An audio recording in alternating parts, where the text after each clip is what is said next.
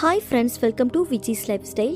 இன்னைக்கு இந்த வீடியோவில் நம்ம வீட்டில் யூஸ் பண்ணுற மூணு பொருள் யூஸ் பண்ணி அவன் இல்லாமல் பட்டர் பிஸ்கட் எப்படி செய்கிறது தான் பார்க்க போகிறோம். இது குழந்தைங்கள்லேருந்து பெரியவங்க வரையிலும் ரொம்பவே விரும்பி சாப்பிடுவாங்க. டீ டைம் ஸ்நாக்ஸாக எடுத்துக்கிட்டாலும் ரொம்ப நல்லாயிருக்கும். சரி வாங்க இதை எப்படி செய்கிறதுன்னு பார்க்கலாம். ஒரு மிக்சிங் பவுலில் 100 கிராம் அளவுக்கு பட்டர் ஆட் பண்ணிக்கலாம். பட்டர் ஆட் பண்ணிவிட்டு ஒரு ஸ்பூன் இல்லைனா விஸ்க் யூஸ் பண்ணி நல்லா அதை பீட் பண்ணி எடுத்துக்கோங்க. இது நல்லா மிக்ஸ் ஆனதுக்கு பிறகு இதில் 1 கப் அளவுக்கு மிக்ஸி ஜாரில் சுகர் ஆட் பண்ணி நல்லா பவுடர் பண்ணி எடுத்துருக்கேன். ஸோ 1 கப் அளவுக்கு பவுடர் சுகர் இதில் ஆட் பண்ணி நல்லா அதை மிக்ஸ் பண்ணி எடுத்துக்கலாம். இது நல்லா மிக்ஸ் ஆனதுக்கு பிறகு சேம் அதே கப்பால் 2 கப் அளவுக்கு மைதா மாவு இதில் ஆட் பண்ணிக்க போகிறோம்.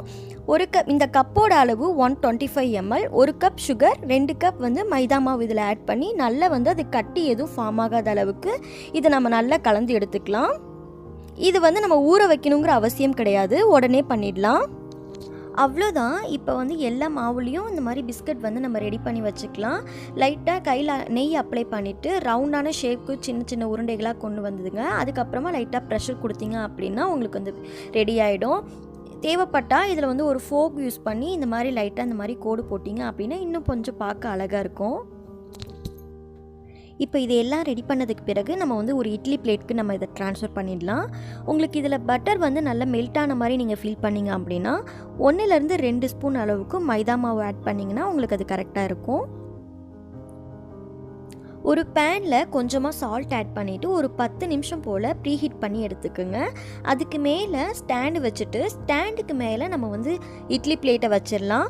ஸ்டாண்டுக்கு மேலே தான் இட்லி பிளேட் வைக்கணும். அப்படி இல்லை அப்படின்னா பிஸ்கட் கரிஞ்சிடும். ஸோ இதை க்ளோஸ் பண்ணி வச்சுட்டு லோ ஃப்ளேமில் நம்ம 20 நிமிஷம் குக் பண்ணி எடுத்தோம் அப்படின்னா நமக்கு பிஸ்கட் ரெடி ஆகிடும். இப்போ 20 நிமிஷம் போல் ஆகிடுக்கு. இது நல்ல சூடாக ஆறுனதுக்கு பிறகு நம்ம இதை ட்ரான்ஸ்ஃபர் பண்ணி சர்வ் பண்ண வேண்டியது தான். பிஸ்கட் ரொம்ப நல்ல மொறுன்னு சாஃப்டாக வந்திருக்கு. கண்டிப்பாக இதை நீங்கள் வீட்டில் ட்ரை பண்ணி பார்த்துட்டு உங்களோட ஃபீட்பேக் என் கூட மறக்காமல் ஷேர் பண்ணிக்கோங்க. இந்த வீடியோ உங்களுக்கு பிடிச்சிருந்ததுன்னா லைக் பண்ணுங்கள், ஷேர் பண்ணுங்கள், மறக்காமல் என்னோடய சேனலை சப்ஸ்கிரைப் பண்ணிவிடுங்க. தேங்க்ஸ் ஃபார் வாட்சிங். தேங்க்யூ.